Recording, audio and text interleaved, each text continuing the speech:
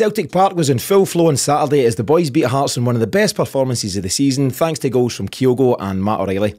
The result leaves us 3 clear at the top of the table with just 3 games remaining, the next of which is a Glasgow derby back at Celtic Park on Saturday. We'll discuss all of that and much more in between in this latest episode of the Celtic Exchange Weekly. This is Tino. Tonight I'm joined by James and Paddy as we once again cover all things Celtic. Paddy, Celtic Park is lively as I've seen it all season at the weekend. Your thoughts on how it all played out? Place was electric on Saturday. What an atmosphere from the very get-go. We played really well. I thought we played some very good football at points, slick passing, slick moving. I thought that we took maybe about 5-10 minutes to settle.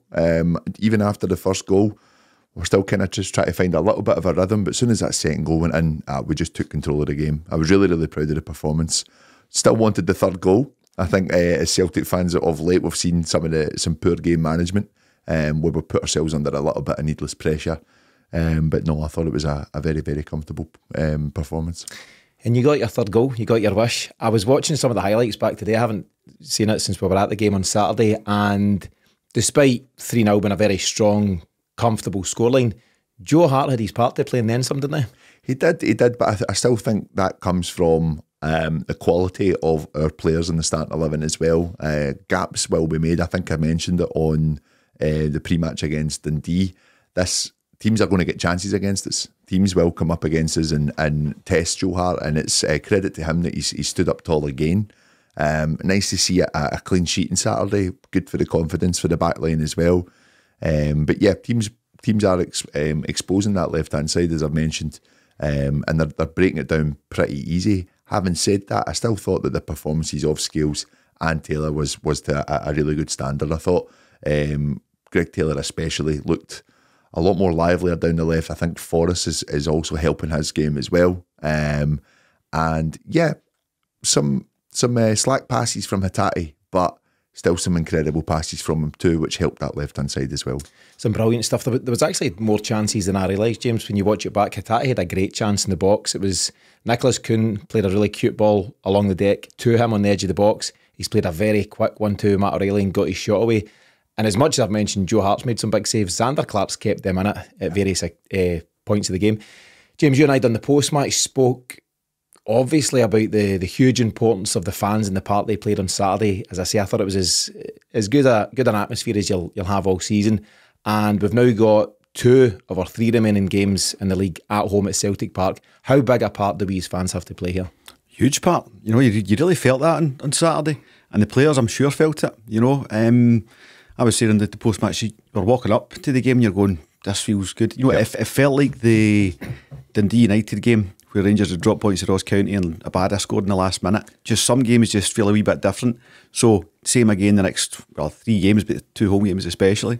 Just wondering if 2 glasses of baby sham was what made you feel like kind of buzz before the game. That was post-match. Post-match. Paddy, we've spoken at various points throughout the season about I think it's fair to say, relatively indifferent form at home. We've been a wee bit up and down. We've had 3 draws. We've drawn with Johnson, Motherwell and Kilmarnock, and we obviously had that defeat by Hearts not all that long ago. But Brendan Rodgers came out at one point and said, you know, it's one thing asking for the fans to play their part. We need to give them something to get excited about, and I think the players absolutely met that challenge at the weekend. Absolutely, and I think probably for me as well, what added to that was being back at Celtic Park, not been there in a couple of weeks. And also the park. I thought the park looked brilliant on Saturday. And I've seen Joe Hart's even come out and giving it credit as well.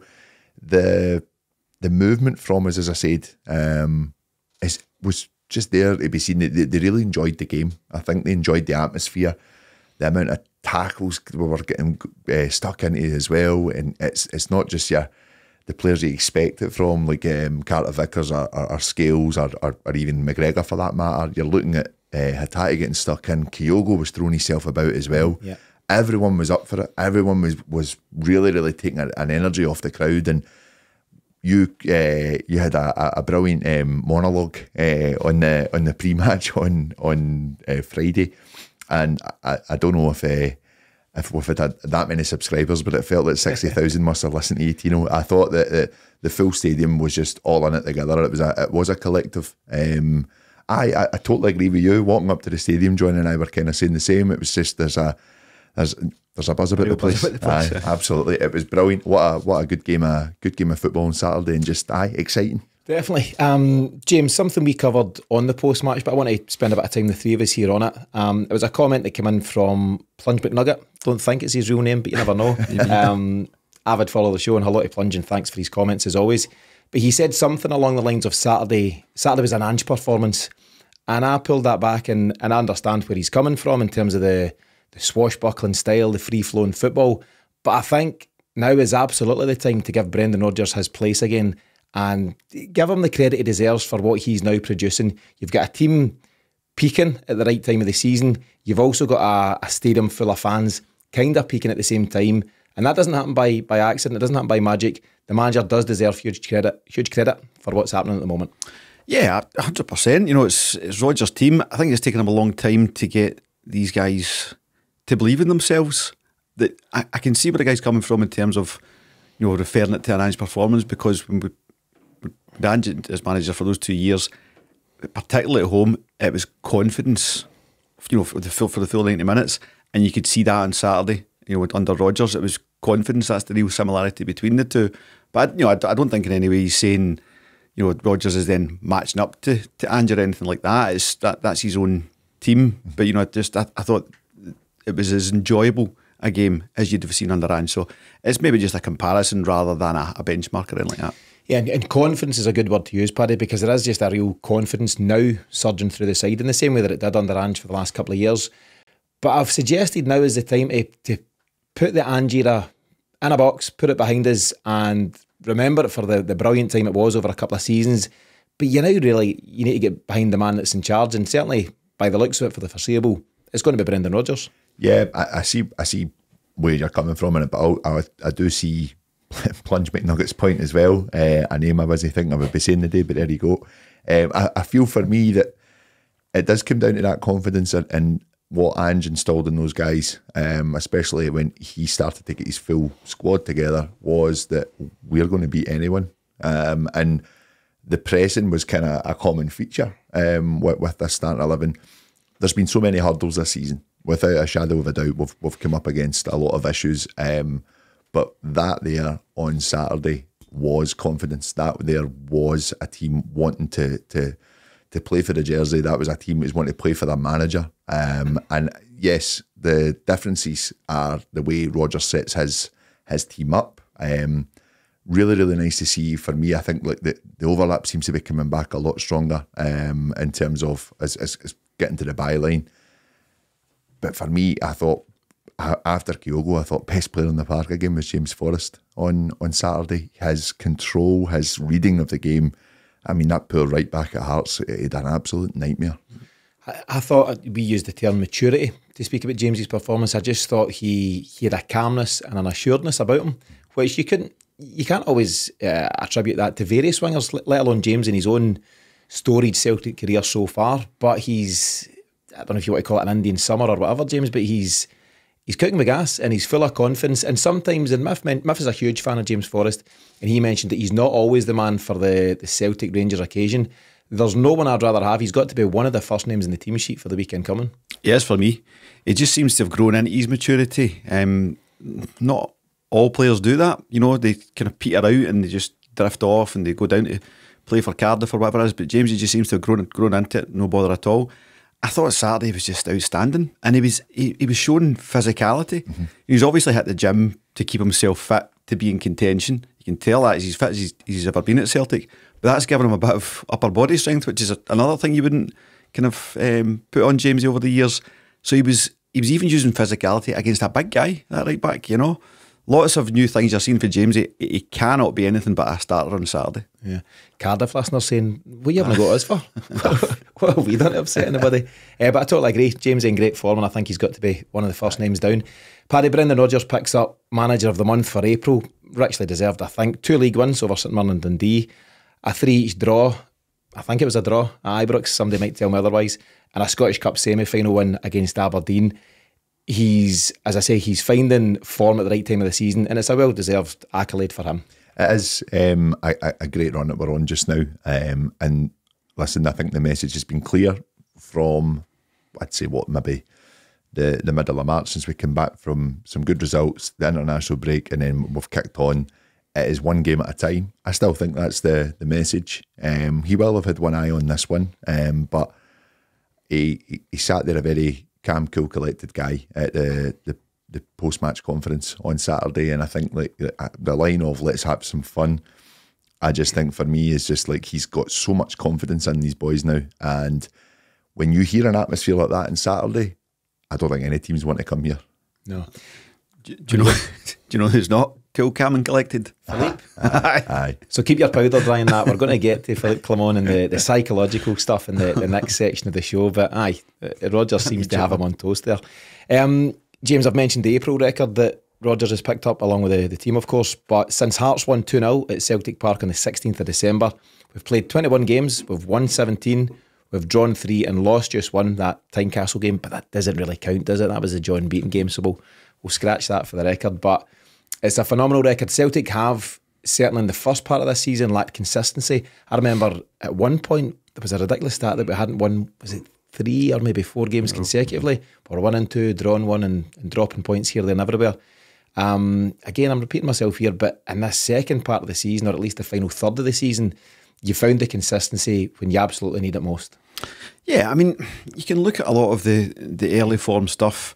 There's the Ange hangover. You've got to, put some credit in that in terms of how much of an impact that is, not just on the team or the management or the fans, everything to do with Celtic, because Ange was such a big personality. So you've got to get past that and move on, so you get the hangover out the road. Then Rodgers has got to get his message into these players who aren't, strictly speaking, the players he'd like to have gone into the season with. He'd like to have had a better transfer window. That's another big part of it. But eventually he's got the message through. He's got the guys, playing at their absolute peak. And we're getting the results of that, So it's taken a long time, but we're here now. And, to Miff's ongoing point, it's the right time to come together. Very much so. The chat, so Brendan Rodgers, was a kind of an evening with type thing at Celtic Park a couple of weeks ago. None of us were at it, but Mark Donnan, who follows the show, was there, and Mark sent me some kind of different bits and bobs of Rodgers' chat from the night. And one of the things that seems to have come out of it, and it's not hugely controversial, is that he arrived so late in the day that certain transfers were already pretty far down the line, and the club/recruitment team were quite keen to go ahead with them. We obviously had gaps to fill in the squad, with positions we needed to bring guys in for. And I think guys like Mike Navrocki signed the day after Rodgers, for example, right? So that's already down the line. I think the Lagerbielke was similar. Louis Palmer, for example. These are guys that Rodgers wouldn't necessarily have picked had he had the full say on it. But arriving late, he knows he needs to fill positions. And given a choice of him or nobody, you're probably going to say him, whoever that player may be. And I think it's little wonder. It's clear that maybe half of the summer signings haven't worked out and the other half are still generally up for debate. And I think, hopefully all going well going into summer, it's going to be a completely different picture. But you can see, Paddy, you lean towards it, you can see why there's been bumps in the road and maybe why it's taken us half a season or so to get up to speed, given the various issues going on, let alone personnel. Yeah, I mean, include on top of that the size of the squad as well. Players that we've not been able to shift on last summer. Ben Seeger is sitting there. I think like some of the other deadwood that we have, James McCarthy, Kobayashi. A lot to kind of, really take in, a lot for him to kind of look at a squad of what I think we added a number on every week in the first half of the season. A 47-man squad. 200 men. I think like 34 odd players, and he's going to try and get them all to buy in after such a successful 2 seasons with Ange, to then for all of these guys to basically say, well, I don't know this manager. Obviously, we've got Callum McGregor there, we've got some James Forrest there that I've worked with him before, but there's also the trust that needed to be rebuilt as well. So it speaks volumes in terms of, like, yes, it is coming at the right time. Add that on top of everything that's happened in the first half of the season, what we've come up against. I just think it's a very, very strong effort from Rodgers. It's a steady season. We know that the football's not been great, but if we go and we lift these 2 trophies, he'll be gunning for next season. He'll be relishing it so much. And I just think that the guy knows, he's probably had a look at what Ange had to do when he came in. I think a lot of the planning, a lot of the signing, and a lot of basically everything that was operating at the club under Ange Postecoglou was done by himself and his backroom team. Rodgers will be looking at it the same now, in my opinion. So this is a kind of a direct plea to Michael Nicholson, I would say, is, you know, that's still going on. Yeah. And this, you know, we're going back years where it needed fixed. If Celtic are making changes behind the scenes, structural changes, let us know, because it has a big impact on how you're going to feel going into the close season and the new season. If there's no structural change, I'm maintaining I'm not renewing my season ticket. So if you are doing it, please come and tell us. The renewals are out. I'd like to renew, but I'll not be doing it unless you tell me there's good news. And that's interesting because, yeah, you're right, we're bang in renewal time and fans want to get excited, but you just want to, I mean, it's part of me, I don't know if it's the right term, but you want to be kind of taking on the journey with the club. You know, here's the plan, here's the vision, here's some of the things we're doing, and, you know, maybe get you more excited about what lies in store and what the ambitions are of the club. But we'll get to that. We'll cover a wee bit of that towards the end of the show. I'm just thinking, Paddy, as you were talking about, you know, Rodgers has had to come in and address a full squad of Ange players. You know, most of these guys were brought in through Ange. Obviously, Kalmack and various others were already in the building, but a lot of the guys in front of him will have been Ange Postecoglou signings. And he's had to say, I know you've won 5 trophies in 2 seasons, great stuff, but we're going to now do it this way. And that's a hard sell. I think that's a tough one. I think in similar-ish ways of the damned United, you know, the Brian Clough thing, where he went into Leeds United and said, listen, I know you won the league there last year, put your medals in the bin, they're not worth anything, you want it playing dirty football, the wrong type of football. I think he lasted 42 days. So it's not quite that extreme, but it is hard to get into a dressing room of winners and say, I know you're winners, I'll make you a different type of winner. It's a tough sell. I mean, the comments down south are that Klopp's actually doing Arne Slot a favour by not winning the league this year, because he's not then having to take something from the top and go higher, you know? Yeah, it's easier to go up the way. Paddy, Brendan Rodgers' Scottish Cup record is a perfect record. It's well spoken about. He's never lost a game. Do you know what his record is? How many from how many? Let me calculate that one. Some maths. 17? 16. You weren't expecting to use the name Plunge Nugget or do any maths. No. You've now done both. So 16 wins from 16 after that one in the semi against Aberdeen, scoring 56 goals and conceding just 9. It just bears well, James, there's a psychological element in football, and we're going to get to that in the next section, but it's important for the players to know that the man at the top giving them the message, he himself is a winner, and that in itself, you know, sets a good tone for them. Yeah, and I don't know how hard it would have been for players to look at Rodgers and not see a winner there. You know, it's serial over his career, particularly at us, and even more particularly in the Scottish Cup. So, yeah, I think he always comes across as very calm, very measured, but very driven as well. You know, very ambitious and very driven. So, I don't think getting the players behind him was the real problem. It's more just a change in message, change in style. Yeah. I didn't see this. I'm going to ask if you lads did. So we've spoken on the post-match, and I was just getting on about it on Saturday night when we were out, about Callum McGregor's tackle, 55 minutes or so on the clock, and the reception he got from the crowd, it just, what a roar that went up. It was great to see, because it kind of signalled the official return of Callum McGregor and that type of thing. But apparently Rodgers was going nuts in the sideline. Have any of you caught it? No. I'm still to see it, but it was a couple of boys that I go to the games with, they were telling me from their seat they'd seen him, and it was almost like Jose did in the touchline celebration. He was just over the moon, like as in like that's why he's playing, you know. And I think everyone, including our manager and our coaching staff, would have felt delighted at that. I have to say, still working towards it. I still thought he looked a little bit laboured at points. But my God, I said it to Johnny, he needed that tackle. Yeah. He needed that, because that's the belief in himself. And he knows, McGregor knows himself better than anyone.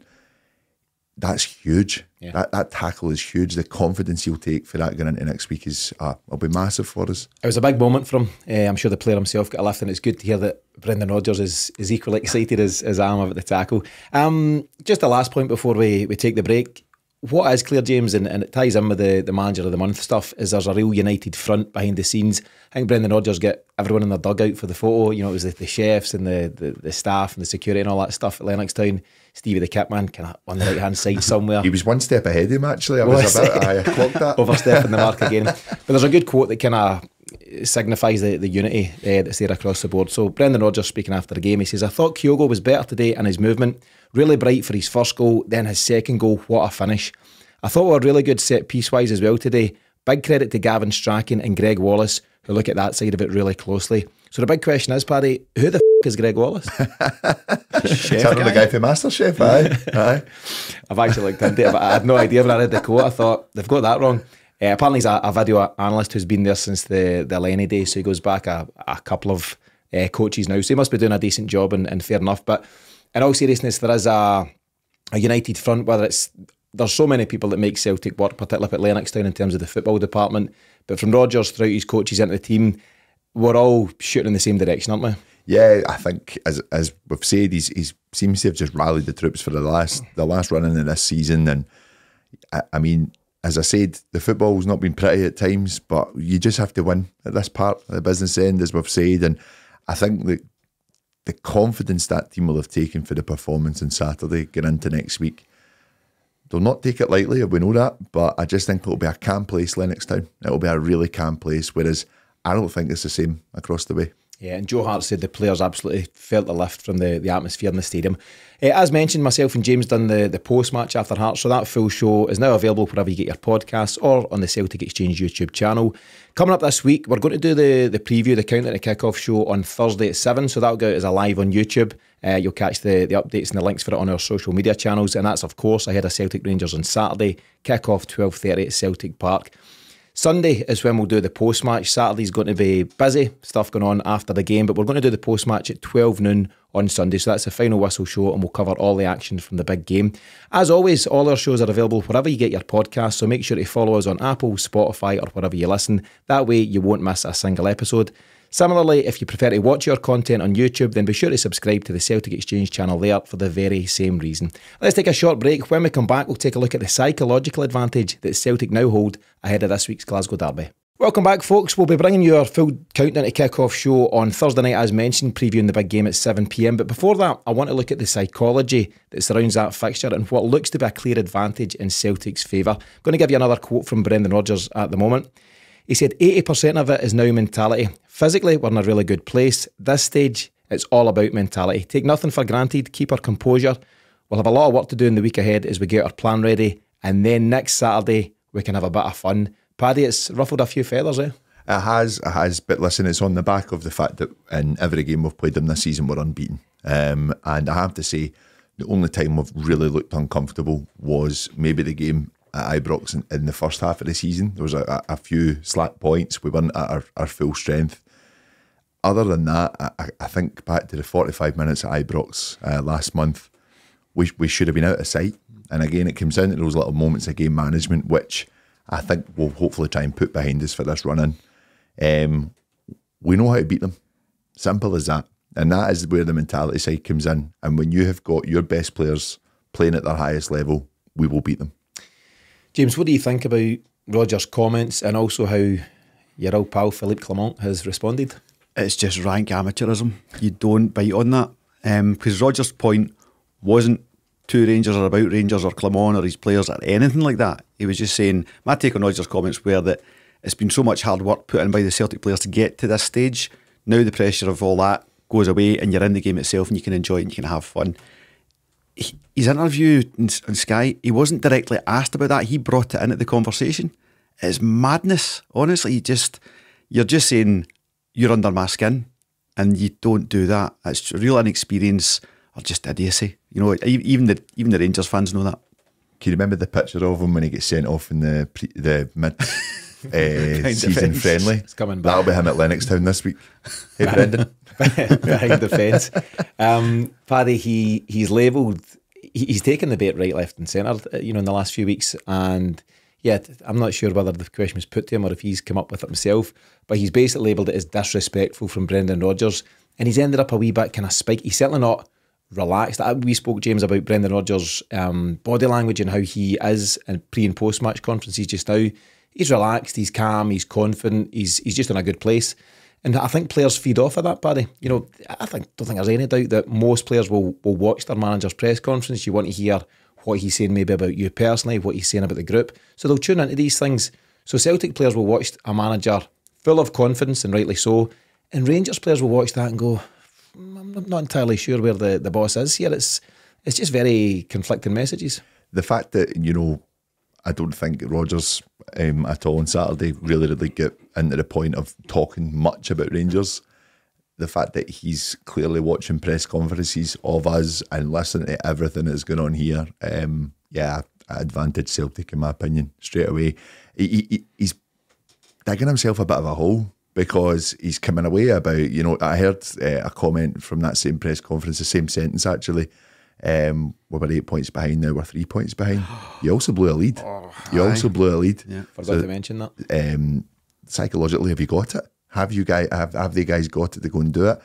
I said not that long ago, it's ours if we want it. And for me on Saturday, that looked like a team that want to go and win both trophies. It really does. James, this whole nonsense is what you'd call it from Phillipe Clement. It's actually now been about 3 or 4 weeks in the making, isn't it? It's got gradually worse. When he came in, we've seen the cycle before. New manager comes in for Rangers, wins a number of games, makes an arse against Celtic, starts talking nonsense, gets sacked. It's kind of something along those lines. And I think Phillipe Clement is banging the cycle. He's playing his part. Oh, is this how it goes? And this is a bit of talk nonsense, that, because he has now done it for several weeks, and you can pick out 3 or 4 examples of just havering. I don't know if havering is a word in Belgian, but he's doing it, isn't he? Waffling. That's clever. Hey, He's got the same record as Beale, or give or take. So it's not like he's streets ahead or anything like that. When anyone starts looking at, selective stats, we won these 3 games in a row, or we've had more points than them in a select window.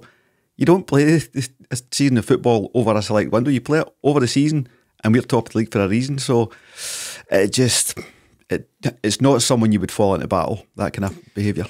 Paddy, there was chat last week. So Celtic won their game last weekend 2-1. Rangers won their game in the afternoon 2-1. And he was saying, I'm certainly paraphrasing here, but basically saying that their 2-1 win was better than our 2-1 win. I think he was referencing XG and things like that.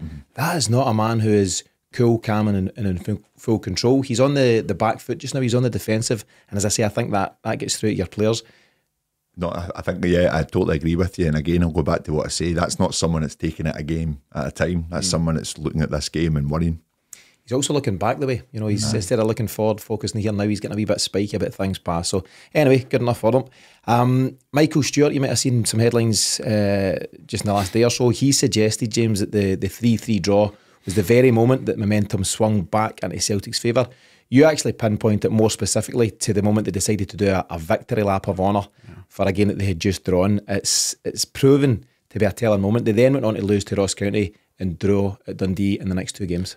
Look at that post-match of ours on Saturday when the players were going round the pitch. We just had a big win, big statement win going into a derby, but the players were just appreciating the fans and thanks for the support. It wasn't, like they were at Ibrox. It was so bad. I mean, the very moment I saw it, that's the moment I thought we were going to win the league, and I maintained that. They were one step away from putting the scarves around their head. Honestly, like it was getting the wains out. Lap of honour. Oh, it was embarrassing. It was. I think for us though, listen, we feel as fans we've been very, very fortunate. We've been very not fortunate. We've been blessed with what we've seen over the last 12 seasons for Celtic, and I think that we know where we are as a club coming into this run-in, that it's looking good, but take nothing for granted. Absolutely take nothing for granted. Football some games sometimes. I just believe in these players, and I believe in this manager that he just knows what it takes to get it over the line. I really do. The very phrase, Paddy, is in the quote from Brendan Rodgers: take nothing for granted, keep our composure. I think he's all over the right type of messaging. I just wonder, James, from a Rangers player's point of view, just to go back to that lap of honour again, because I enjoy it. Do you think they went into training on Monday, that they'll have the giddiness, right, of salvaging a draw or a moral victory or whatever they want to call it? Do you think they went into training on Monday a bit sheepish, like, ooh, I've seen the photos, I was actually running about daft celebrating that? Do you think they themselves in hindsight thought, that's not quite the right move? I think you're crediting with a level of introspection that they don't possess. No, I think there's an arrogance about them. For why, I do not know, because we're the ones that have gone course and distance for so long. No, you can tell when they're talking in post-match interviews, Tavernier and the rest of them, Cantwell, whoever can hang, they've got that overconfident arrogance and they don't have the numbers to back it up. So you speak about Todd Cantwell. Paddy, I was going to ask the question. It's quite clear to me that Brendan Rodgers is in their heads in terms of off the park and what Celtic are doing, at least of all their manager, but certainly their fan base have been riled by some of Rodgers' comments. And I think likewise, Callum McGregor is in their players' heads. Todd Cantwell was out a couple of weeks ago saying he wants to win the title more than Callum McGregor and all these things. Do you think they're really riled? I was listening to the radio yesterday afternoon and I heard Stuart McCall basically saying something like somebody needs to go and do Callum McGregor. I'll dig it out. It's very close to that. He says somebody needs to go and sort him out, or words to that effect. It's all well and good putting that out as a statement, although the game has changed a lot since Stuart McCall has played. You can't quite put down the marker in the same way that Barry Robson done on Christian Daly, for example. But also, you need to have somebody that's capable of doing it, and I don't think Rangers have got that guy in their locker. You're spot on. I think every game we've played against them this season, that's been the plan. And you've got, I think the one that they expect to go and do that is Lundstram, and he can't get anywhere near him. He's probably one of his best chances this weekend with McGregor not being fully fit. But it doesn't worry me. It doesn't worry me because at the same time, if you're putting two players on Callum McGregor, who's watching Rio Hatate? Who's watching Matt O'Reilly? Celtic will run over them. I know I sound too confident here. I think we'll run over them on Saturday. I really do. I think there's one thing being confident in what's going on, and there's momentum in Celtic's favour in terms of, I've mentioned the record over the last 21 games, for example. We're just, on paper, you don't need to be a fan to see that we're just in a strong vein of form. We're just in really confident mode, and we're taking care of business as we go. But more specifically, if you want to look at the stats against Rangers in recent times, obviously this season we've played 3 times, we've won 2 of them and drawn once. But they've won just once in the last 13 games against us, and it was last season's dead rubber. Yeah. And I think that's really important, Paddy, because more or less the same players will be playing. There'll be some tweaks here and there, but they turn up against Celtic and generally don't win, whereas our guys, over the last 12, 13 games generally turn up and do win when it matters. And I think that plays its part. You'll hear the cliche, the form book goes out the window. I guarantee you'll hear it and read it this week. You'll hear Ian Crocker and other guys saying it on Derby Day and all that stuff. But it's true. Players are well aware of who their challenges and struggles are with. And these Rangers players know that, certainly in recent history, they've struggled with this fixture. They have. And I think, when you go into a game like this on Saturday as well, it also kind of comes down to they've got a big decision to make. They've got a big decision to make about how they approach this game. They're not going to come and play football against us. They'll try and launch it long, as they do. But are they going to sit in and try and contain us? That's what I want to know. I think they need to go for it. They're 3 points behind, and they need to, if they go and try and win the game, they're looking to try and bring that goal difference down as well. Celtic, on the other hand, will go for it. We know that. That's the only way we know, and I just think that will be too much for them. It is really interesting, James, from a tactical point of view, that a draw is not really any use to them, is it? No. So at some point, this is a question for Phillipe Clement. Does he sit tight and look to get a foothold in the game? Do you want to try and be level after the break? Something like that, and then maybe have a good go at it later on in the game. How do you see them approaching it? And each and every approach that any manager takes comes with its risks. But I think there's real. I mean, it's the biggest risk of all. If you go and blow this one, it's all over from a Rangers point of view. It'll be the same as, they're very one-dimensional. It'll be long balls, just shelled into the box, and then the ricochets that come off that, going for second balls and trying to win fouls around the box. That's their tactic. That's all they have. And I mean against Kilmarnock. Until Kilmarnock went down to 10 men, strangely, that's all they were doing. Industrial football. So I think you're right. There's no sense in a draw, so they have to come out. And that's leaving space at the back for us. So everything points to an enjoyable day. But football's football, so we need to keep our feet in the ground. That's true. Do Celtic's players have a psychological edge going into this game? And as I say, it's similar to the point I made to Paddy there. There's so many guys in our dressing room that know how to navigate this fixture. I was looking at Celtic's lineup last weekend, and Nicholas Kuhn was the only new signing in it. James Forrest's obviously back in the fold. And I think at the weekend there, the same would apply, wouldn't it? The starting 11 against Hearts, it's not development players, it's not experimental players. Yang is out the picture all of a sudden, and probably rightly so. O has been deemed not good enough. We've mentioned guys like Kobayashi. Brendan Rodgers, there's no doubt, James, he'll have plans already in place for what he's going to do in the summer. Goalkeeper to start with, and everything else that goes from there. But what he does have available now is his strongest squad. He's got a fully fit squad, but he also knows exactly who he can trust, and he'll probably know the team right now. It might well be the same team, but Maeda in for Kuhn. And then that's it. That would be the changes. He knows who he'll keep in reserve, Adam Maeda, and the impact he can have. But the bottom line is, the 11 players that will line up for Celtic have all beaten Rangers in the past. They all know how to do it. Whereas you've got a Rangers side out of sorts, centre-half issues by the looks of it, left-back issues, and confidence issues. So do you feel that we'll have the psychological edge out with anything ability-wise? I think we've had that all season. You can see that from the games we've played against them. But it's now in their heads that they, like you say, they struggle with this fixture.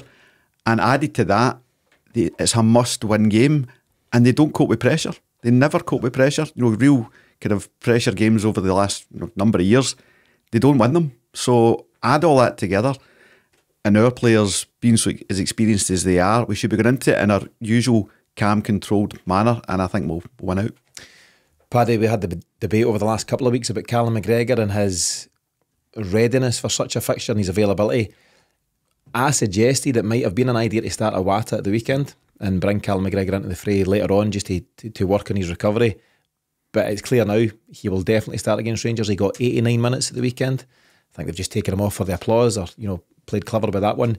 I think he'll now start, and I think the leadership in such a game can't be underestimated, and he'll be ably supported by Joe Hart at the very back, Cameron Carter-Vickers in front of him, and then Callum McGregor taking the lead from there. Yeah, I think it's huge if he starts for us on Saturday. And listen, if it's a busy game, which I think it will be, I think it'll be some hard tackles going in on Saturday. I really do. I think both teams will be up for it though. But as I said, those guys showed on Saturday that they'll get stuck in if they need to. It was something I hadn't really seen from the likes of Hatate or Kyogo. It was great to see. McGregor just brings so much. He brings so much calm, and I think the weight was probably lifted off a lot of the players' shoulders when we get comments like that from a manager about let's go and have some fun. Yeah, absolutely. I think that is massive for us, and I think it's massive for the preparation going into next week. I think it's just massive for the headspace of the players and where they're at. I speak a lot about how players are feeling the week up to a game and how they're feeling at Lennoxtown, and it's directly impacted as a result of what happened the weekend past and what comments have been doing the rounds. And I just think the mood in the camp will be good. If Celtic fail to get the right result on Saturday, it won't be for lack of prep and lack of being in a good place at this moment in time. Interesting stat the weekend was that it was the first time all season that Kyogo's scored 2 or more goals in a game. I couldn't believe that. It's just single goals right throughout the campaign. Repeating myself again seems to be my thing at this moment in time, but that now is the time to do it. Find your form. People were saying he's not scored an away goal, I think, since October. I couldn't care less if he never scores an away goal again. If he scores the big goals in the home games that go and win you league titles, and Saturday very much falls into that bracket. We've had a debate about Adam Maeda versus Kyogo, different guys for different games. Kyogo is absolutely the man, least of all for the fact that they're absolutely terrified by him. It's certainly true. I was looking at it going to be Balogun. As a centre half, he looks like he's picked up a knock yesterday. And I was just looking forward to Kyogo against him. I think Balogun's a decent defender, but maybe more in the Liam Scales mould. He doesn't like players run at him, doesn't like balls at feet, and that's what Kyogo would have, just terrorise him with that. So I don't know who he's going to be up against, but he's going to have a fun day. Yeah, I think so. Last one, Paddy, before we take the break. I'm pretty sure you sit quite far away from us at the game, but I'm pretty sure I heard you screaming, giddy with excitement as Dyson Maeda took to the pitch around about the 72nd minute, I think it was. What a boost. I've got a decent quote here actually from Joe Hart. So he was talking about the impact when they heard he wasn't going to be fit for the rest of the campaign. Let me see. Yep. So Joe Hart says, I'm not going to lie, it was tough as a squad when we got the news. We thought he was going to miss the rest of the season. And the opposite then applies. When you hear that the Miracle Man is back in the fold 2 weeks after being ruled out, I just think Celtic don't need boosts at this moment in time. They're in a good place, but they got a very welcome boost. And when he came on Saturday, the roof nearly came off the place. I don't have the quote now in front of me, but he tweeted as well saying how much he feels loved and appreciated. And I think that's just, it's a boost we've never seen coming, but it's massive going into Saturday. It's huge. And I think, listen, we go back to some of the frustrating points in Maeda that we've had in his career. And, if he was a technically gifted footballer, he would never be at Celtic with that pace. I think he would be playing at a really high level.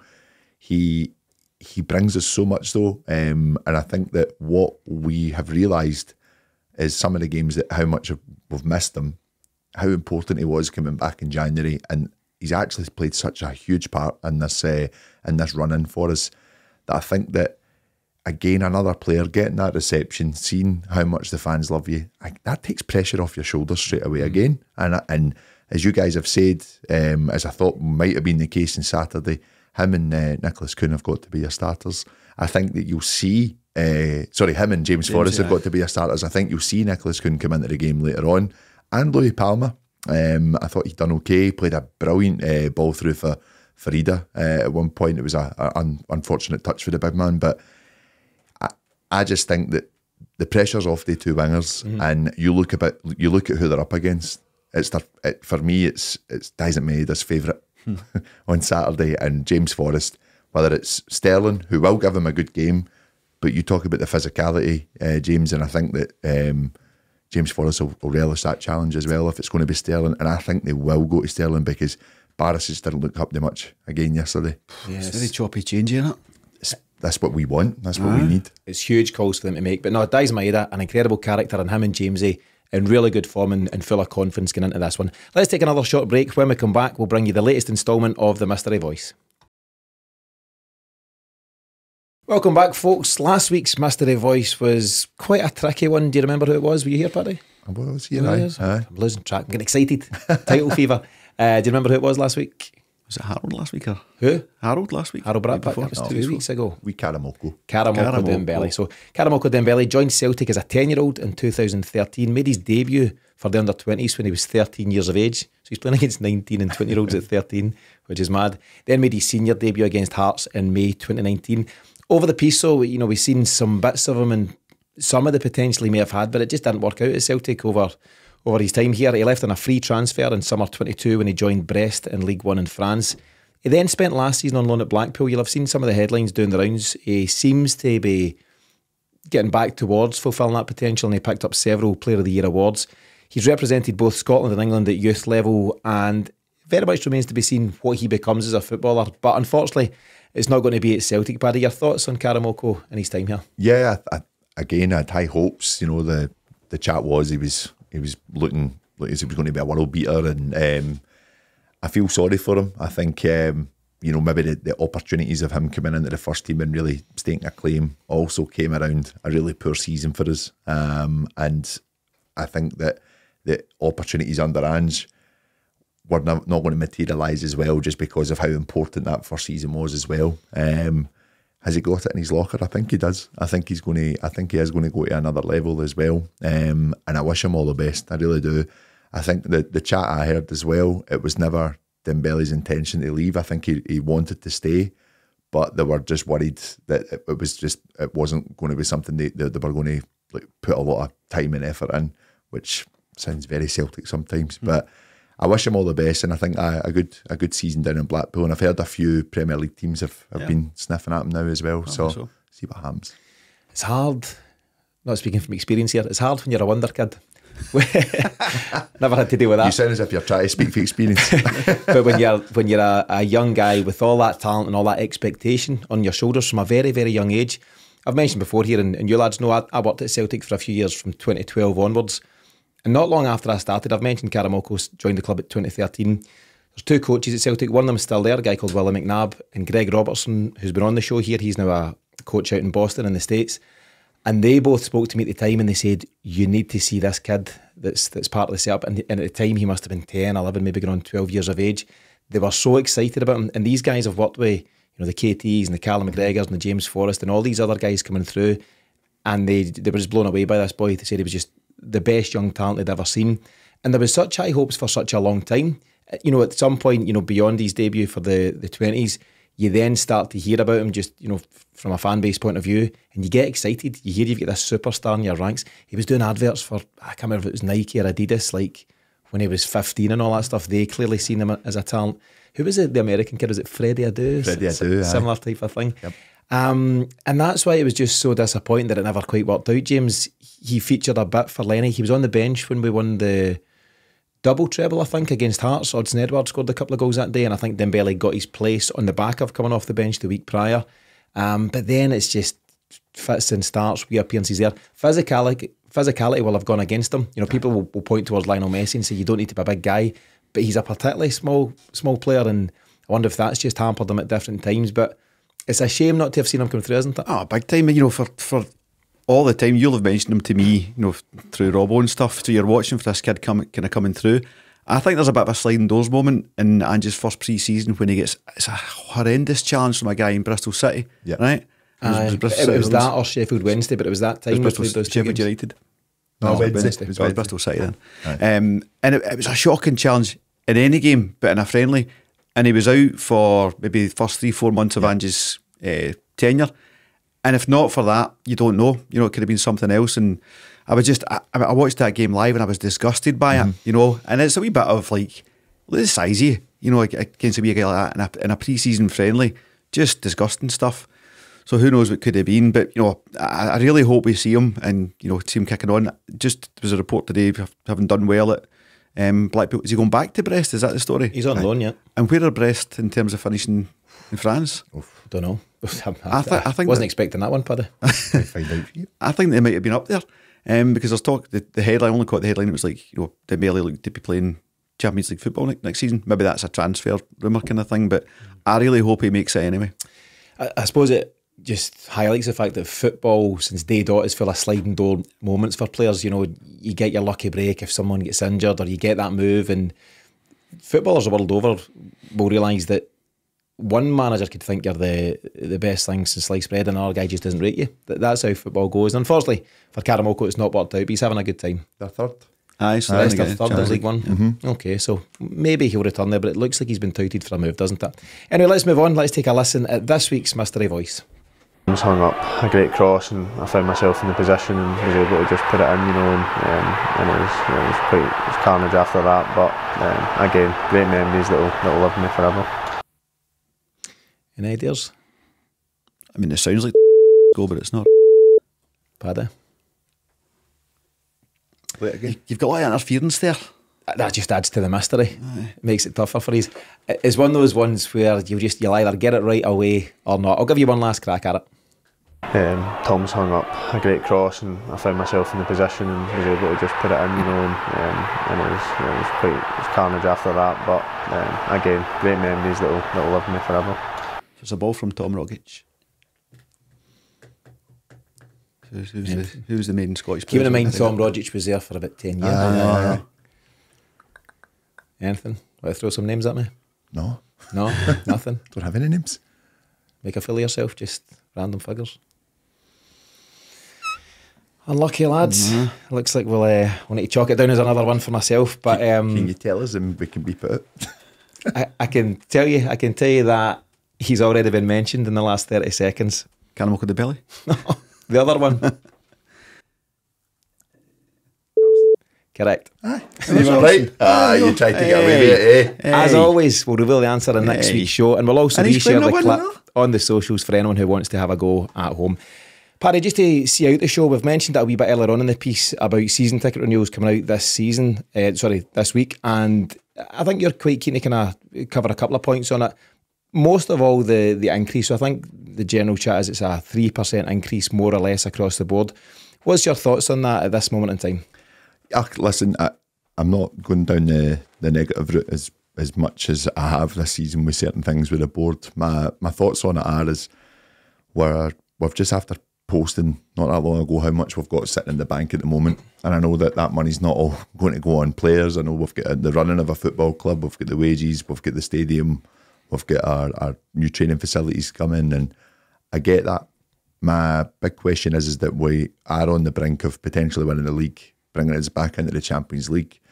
We've got some really, really good players that we're probably going to make some good money on as well. And we speak about the Jeremy Frimpong clause, whether he leaves next season is another story on that. I'm just a bit miffed about where they think this is the right thing to do. And it's more down to the fact of such a poor transfer window there in January. Again, we've spoke about for a long time the transparency that we're getting from the board. A statement from a chairman and a statement for a CEO just saying, "Oh, it's a difficult time to sign players." Just doesn't cut it for me. Does not cut it.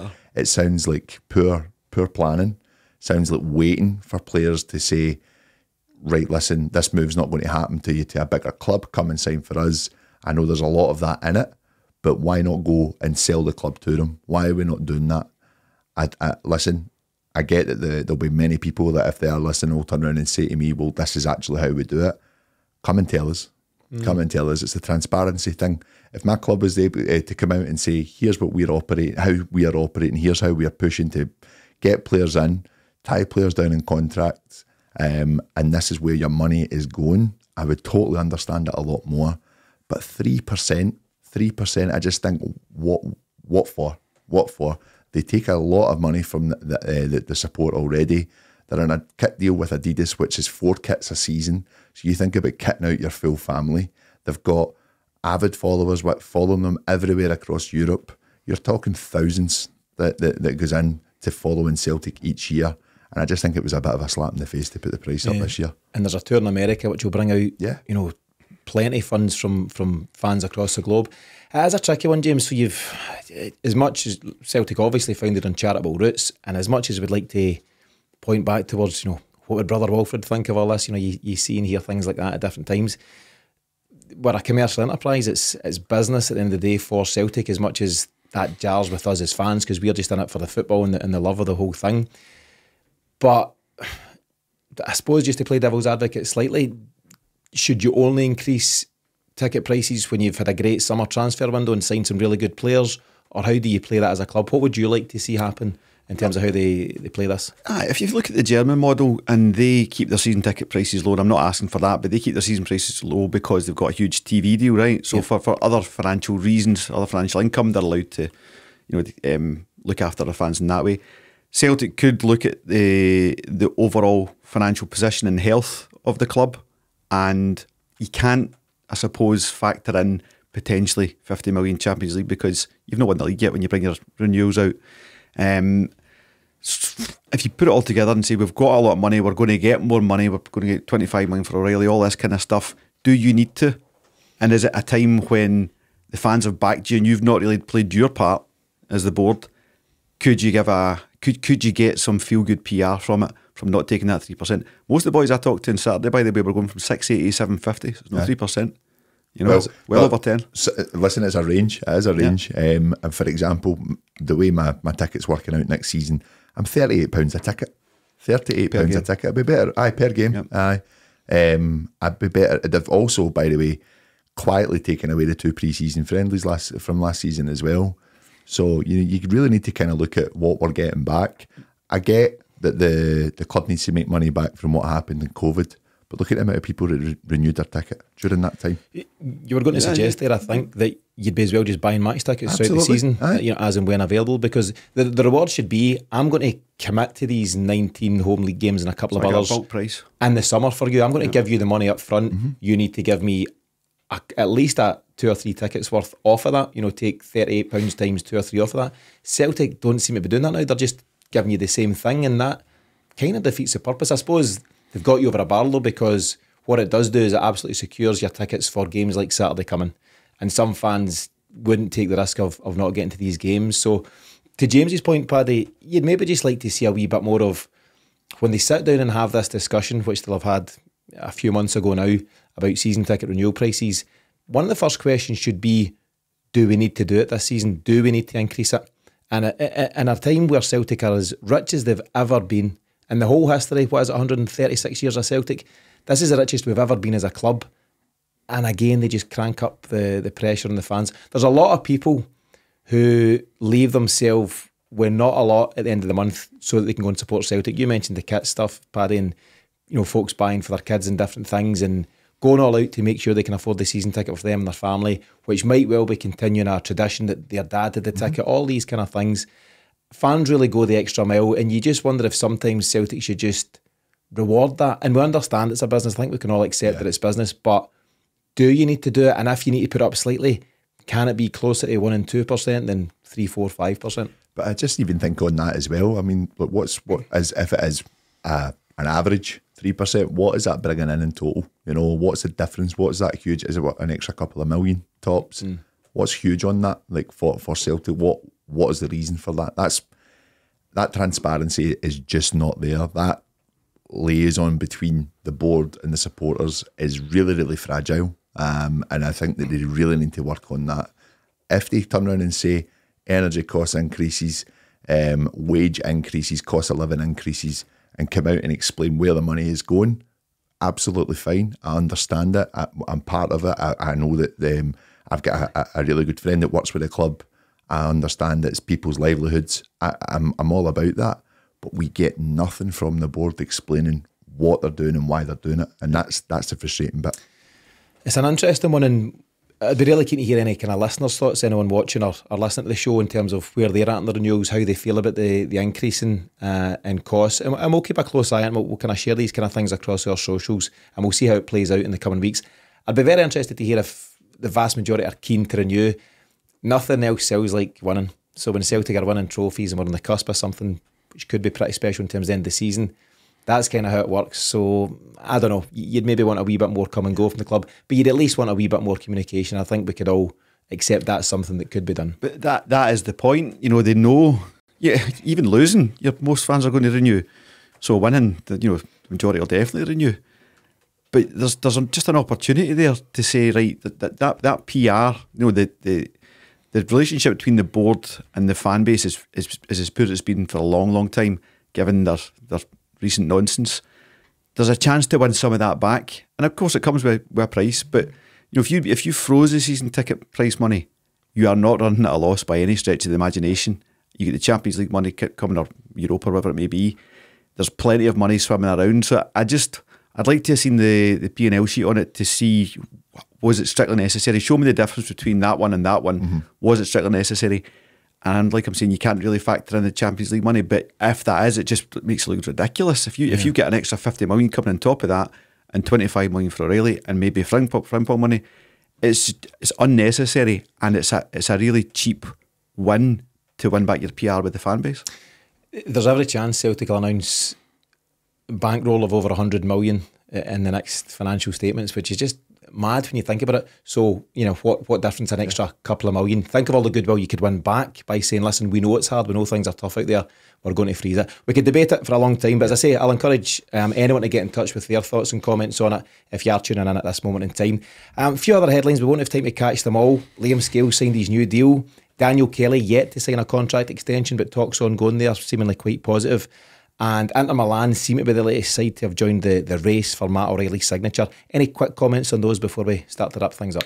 I think we're, uncomfortably comfortable that we might not see much more of Matt O'Reilly. It's just the way football goes, and we need to be aware of our position in the food chain on this and sell Celtic accordingly on that. And Matt O'Reilly would be a great example to sell. Came in, did this, got that kind of thing. So what a poster boy, Paddy, for many reasons, but joined Celtic from League One, MK Dons, for $1.5 million. Yeah. Spends, what would it be, 2.5 seasons at the club, wins lots of silverware, gets a move to a top European club. It's a really attractive proposition when Celtic are then recruiting other players. Yeah, and no doubt, I think he could make the jump. I think we look at the performances of him this season, a very, very strong first half, and which was a difficult starting 11 to play. Apart, I think he took a lot on his shoulders. I have thought that he has looked a little bit tired, but as I said in the pre-match, he's still popping up with great assists and great goals. That for me is goal of the season. I think on Saturday it's an incredible ball. Not according to the PFA. Listen, they've got their mind made up already, I suppose. But they got to win something. Aye, absolutely. The vision, the technique of the pass, and a great finish from Kyogo as well. He would really suit the Italian game as well. Yeah. I think he would fit into it seamlessly, and he'll be thinking about his international career. The only thing I mentioned before that gives Celtic a little chance of potentially keeping him is if he makes the Euro squad. Yeah, that would give him reassurance that he can still do that whilst at Celtic. Absolutely. Paddy, final comments, as I say, just very quickly on Liam Scales' new 4-year deal, and any comments you've got on Daniel Kelly. Yeah, as I said in the pre-match as well, I was a bit surprised about the deal for Scales being so long. I think it's a reward for what he's done this season. I still think that for me, he's not a starter next year, but he's clearly loving it here as well. And I think you sign that line knowing where your position will be. Listen, for all I know, he's given the opportunity with the jersey next season, but I wouldn't be surprised if we are looking at someone maybe just that level higher than what Liam Scales can do. A massive well done to him. A massive well done to him this season, and he can hold his head up high for what he's done, and he's stepped up when there's two others there that don't seem to cut it for Brendan Rodgers. So yeah, well done to Liam Scales there. Daniel Kelly, is this again a case of Celtic maybe just coming in with the low offer and he's just rejected it straight away? If in doubt, start low. Aye, absolutely. And then see what happens and bump it up from there. So I don't know what's happened there. Maybe they're waiting for the 3% for the season tickets to come in. They give him a better contract. I know. Listen, as I say, I'm not trying to be negative. I think we're in a good place just now. Our team's in a good place. Our manager's in a good place. And the supporters definitely on Saturday were in an even better place. Brilliant. Absolutely. And listen, let's finish on a really positive note. James, your own final comments for the week. Yeah, just that. The last, what we now, early May, last 2 months has been fantastic. 2.5 months in terms of the just putting it back together, because we were written off by February, and putting it back together and putting us in this position, knowing that if you win on Saturday, 3 points, that's all. Go and win on Saturday, pick up those 3 points, it's done. Is it all over? Aye. Okay. Paddy, your own final comments. Aye, it's done. If we go and do it on Saturday, for me, even as you guys say, I think the draw, that's it. I think it'll be an exciting game on Saturday. I can see goals and I can see red cards, and I think it'll be heated. So Beaton and Colin were held off of senior appointments at the weekend, right. So they'll be around. That's usually the indicator. They don't get a big game the week before, so that they're free from controversy to take the reins. I don't know who I want where. It'll be Colin, ref, Beaton, Bar. If I could hand pick my referee, I wouldn't know who to pick. No. There's just nothing. Let's hope, as always, the ref's not involved. But Paddy, a win as you suggest, or even a draw. Do you know, I was going to say I'd take it. I'm not taking it. I want the win. Let's go all out for the win. We'll cover all of that, as I mentioned, on Thursday's show.